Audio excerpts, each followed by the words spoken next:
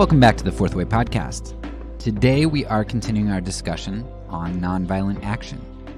In the first episode in the series, I laid out a more primal foundation for us in focusing on what tends to drive our response to threat and confrontation. We are often driven by fear. We discussed how fear is usually viewed as a driving response of flight, but that a lot of times we don't really consider it a driving force in the fight response. But when we reflect upon this further, we know that fight can definitely be a fear response. We recognize that in animals, when they're scared, a lot of times they can react by running and cowering, but they can also react by fighting and attacking. We also see this in humans. So I had a friend in college, and I loved to scare people. We lived up on the second story, and so there's this door. It was like this largely wooden door, and it had just a little slit that you could see through. But I would crouch down when my friends were coming up the stairs because I knew when they'd get back from work and stuff. And so that I would crouch down, and then when they opened the door, I'd pop up and I'd be like right in front of their face, and I'd yell. And I had this one friend, Chester Frank Dudek III, who is now a children's author. But he would get scared more easily than some of the other people. And I remember this one time he was coming back from work, and I got him really good. He was just kind of out of it, I don't know, listening to music or singing or something.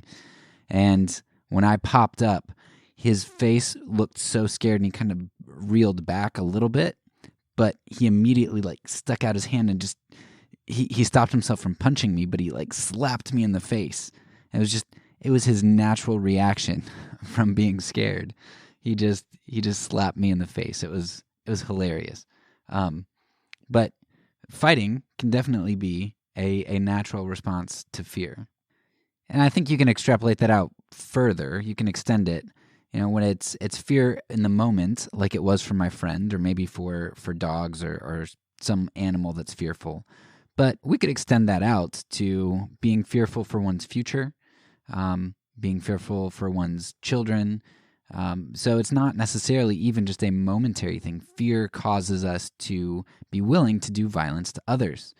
Even if you're talking about, politics, fear for the economy might cause me to vote a certain way towards other groups of people that I might otherwise choose to help, but not at a cost to me.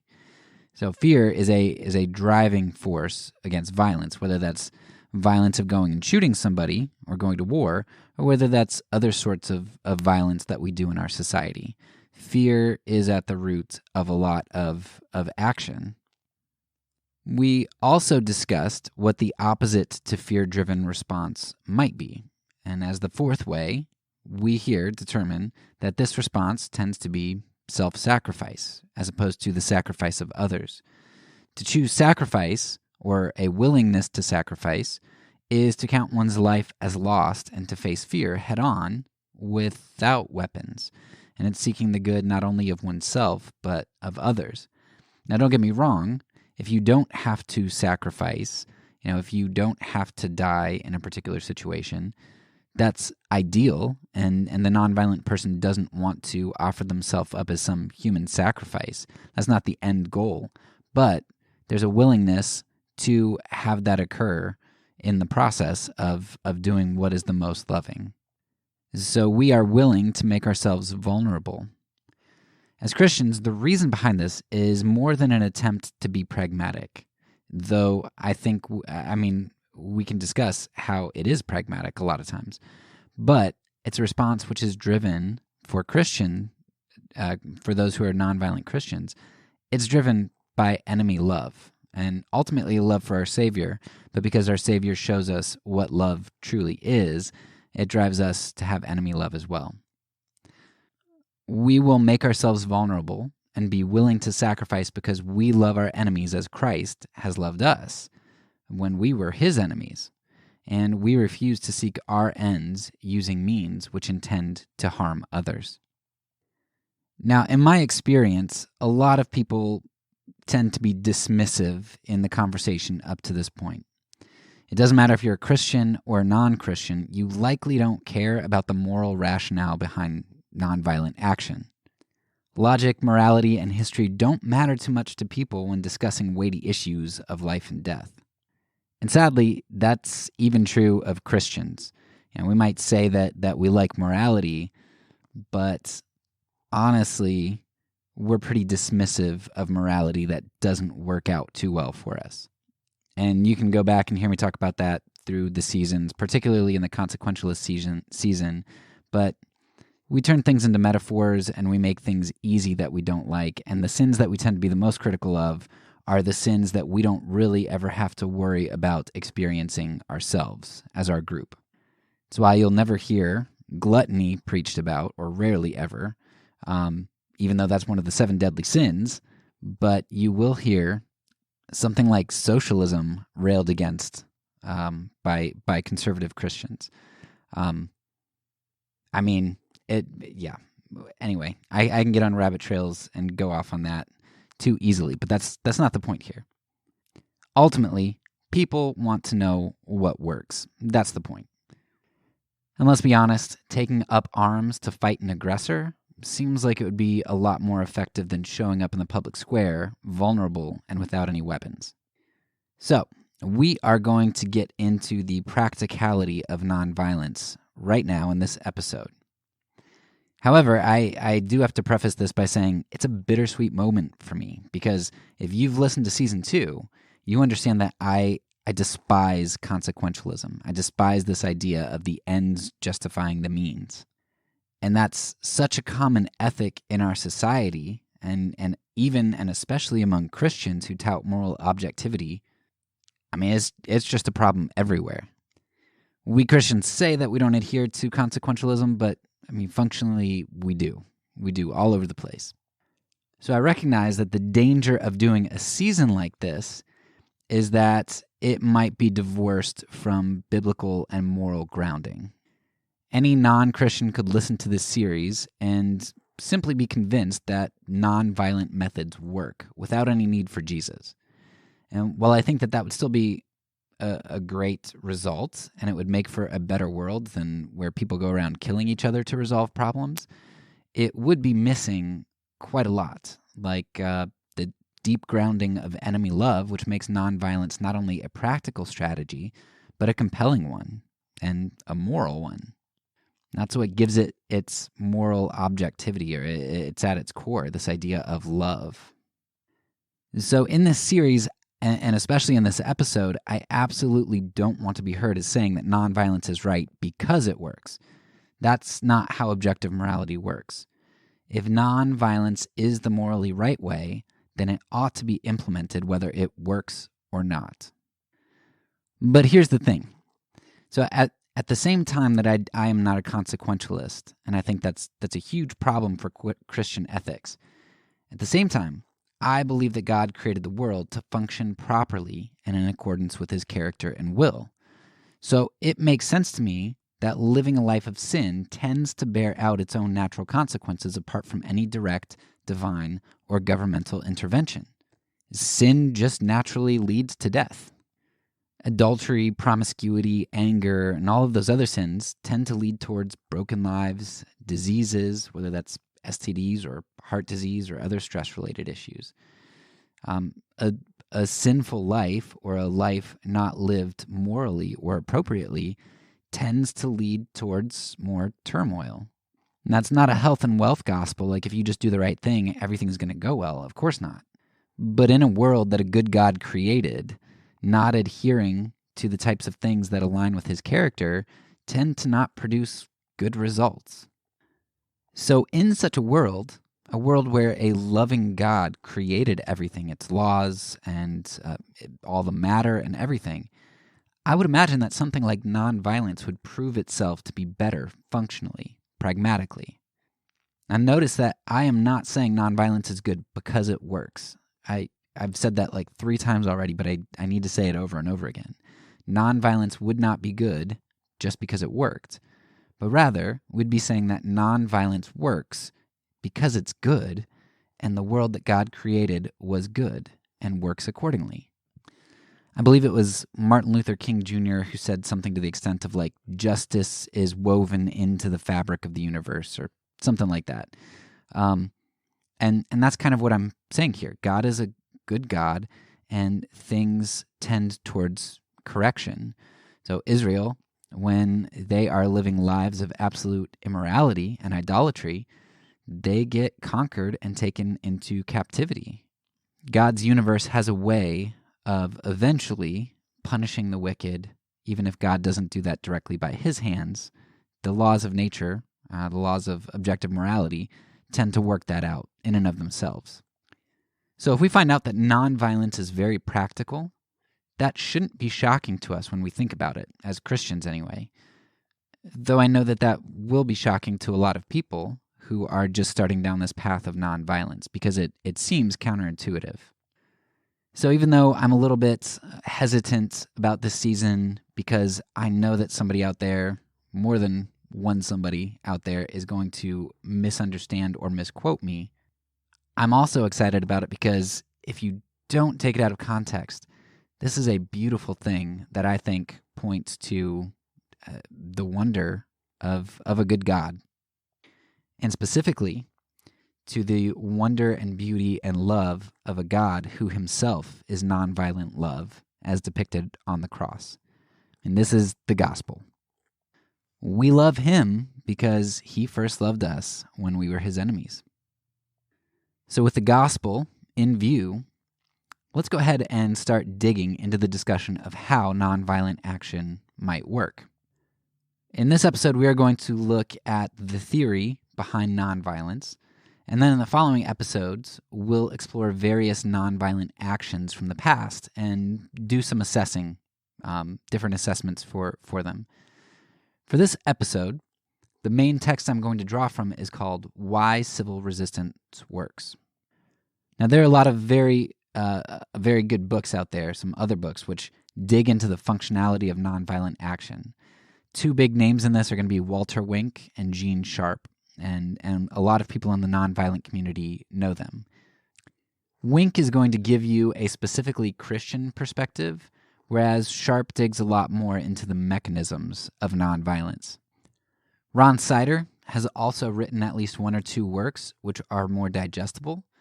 However, I'm going with Why Civil Resistance Works because it condenses the findings and presents the findings with a lot of good data. It's more research-oriented and more of an overview. Plus, it's a bit newer than Sharp and Wink's works are, and I think being able to have something that's newer will be a little bit more beneficial because it kind of incorporates some of, at least some of Sharp's ideas in here. Another reason I like it is because the author, Erica Chenoweth, has a testimony in which her position, her coming to nonviolence, was a result of her looking at the data. It reminds me a lot of the book, Lee Strobel, Case for Christ. You know, he goes out to disprove it and ends up being converted. Well, this is basically the same thing, just for the nonviolent position. Chenoweth goes out, she looks, she's like, this is kind of crazy, and then somebody challenges her to, all right, compile the data and you figure it out. You show me. And when she does, she's just dumbfounded that nonviolence blows violence out of the water. It gives me a little bit more faith when somebody is an advocate of the other position and changes. When we're talking about the resurrection of Jesus, we call that, we like enemy attestation. So to have enemy attestation is very meaningful. I mean, think about Saul converting and becoming Paul. So he used to kill Christians, and now he's willing to be killed as a Christian. Like, obviously, something happened. Even if you want to explain that away and say he's delusional, something happened in his life. Something substantive happened. And he might be wrong about how he interprets that thing that happened, but something happened. So for those reasons, I'm going with Chenoweth's work right here. And she's supposed to come out with a new one, I think, at the end of 2020, which, forgot. We're recording this for 2021, so she should have already come out with a book. I forget what it's called, but if I can find it, I will link it in the show notes. If you don't want to read her book and you trust you don't trust my summary per se, you can find a TED Talk, which I'll link in the show notes as well, where she gives like a 15-minute talk that summarizes things. But we're going to dig a little bit deeper than I think she gets into. Nevertheless, it's a good talk. All right, let's jump into the specifics here. What did Chenoweth find out that was so compelling to her to make her change her common sense position? Well, she found out from her research that between 1900 and 2006, nonviolent actions were twice as likely to succeed as violent actions in most scenarios, with very few exceptions. So there were some specific scenarios where nonviolence didn't end up being better. But then in those cases, violence wasn't really good either. So it wasn't like violence blew nonviolence out of the water. It's like there are just some situations which are, in general, pretty hard. So she found that transitions which resulted from nonviolent actions were not only more likely to occur positively, but were also more durable and successful. So not only was nonviolence more likely to succeed, but it was more likely when it did succeed to end in democracy, and it was also more likely to avoid falling back into conflict and civil war. So the resolution was more permanent than it was after violent successes, initial violent successes. So those are the two big points. In summary, nonviolent actions were more likely not only to succeed in the short term, but they also facilitated much better long-term results. So how does Chenoweth explain this? 2 words, really. I mean, if we could sum this up in 2 words. People power. It works because of people power. She notes a few important things. So first of all, no nonviolent campaign failed where 3.5% or more of the population was involved, and many succeeded with much, much smaller percentages of the population involved. Now, 3.5% doesn't sound like a ton, but that is quite a lot of people. In the United States, I think she says, at least at the time, it's probably more now, but that would have translated to about 11 million people. So if you can get 11 million people willing to stand up in the United States to some injustice or whatnot, then pretty much according to statistics, you can't fail. It's going to succeed. She also notes that no violent act, no violent campaign surpassed that number. There was no violent campaign like people rising up against their government that was able to accrue more than 3.5%, 3.5% or more of the population. In fact, nonviolent participation on average had a 4 times larger group than violent actions. Here's a quote from the book. Chenoweth says, "The average nonviolent campaign has over 200,000 members, about 150,000 more active participants than the average violent campaign. A look at the 25 largest campaigns yields several immediate impressions. First, 20 of the largest campaigns have been nonviolent, whereas 5 have been violent. Second, of the nonviolent campaigns, 14 have been outright successes, whereas among the 5 violent campaigns, only 2 have been successful." So that would be 70% of the nonviolent campaigns were successful and 40% of the violent campaigns. So in other words, among these massive campaigns, nonviolent campaigns have been much more likely to succeed than violent campaigns. End quote. So having masses of people is very important because the people that you see who are involved represent a lot more people than you actually see. So, okay, if you have 3.5% of the population participating, they have families and friends and other people who are too timid who are likely behind that. So 3.5% of the population represents a much larger percent, actually. But why is it that nonviolent campaigns are able to gather, on average, a lot more participation? And this is a big question for the researchers because, it seems like if I can pick up a gun, I'm going to feel safer and better about joining a movement because I can defend myself than if I go out in the streets against a repressive regime where they can basically just come and take me and I've got no defense. And a lot of times, if I have a gun and I can kill people, I feel like I'm accomplishing something. When you're being nonviolent, a lot of times it feels like you're not accomplishing anything because people go to jail and you're left without any tangible results, like dead bodies of your enemies. Well, what the researchers discover is that a big part of the numbers game, which the nonviolent action is able to produce, is because they hypothesize that there's a lower entry, there's a lower barrier, lower cost of entry. You don't need physical prowess or special skills to be nonviolent, whereas a lot of times you do in order to be violent. You need to be able to be physically in shape to traverse landscape, to hide, to crouch down, to crawl, to be able to shoot a gun. You have to have certain skill sets. You have to have materials like weapons. So there are a lot of requirements to be able to do something violently. So in general, the elderly aren't going to be included in violent movements. Young children are not going to be included in violent movements.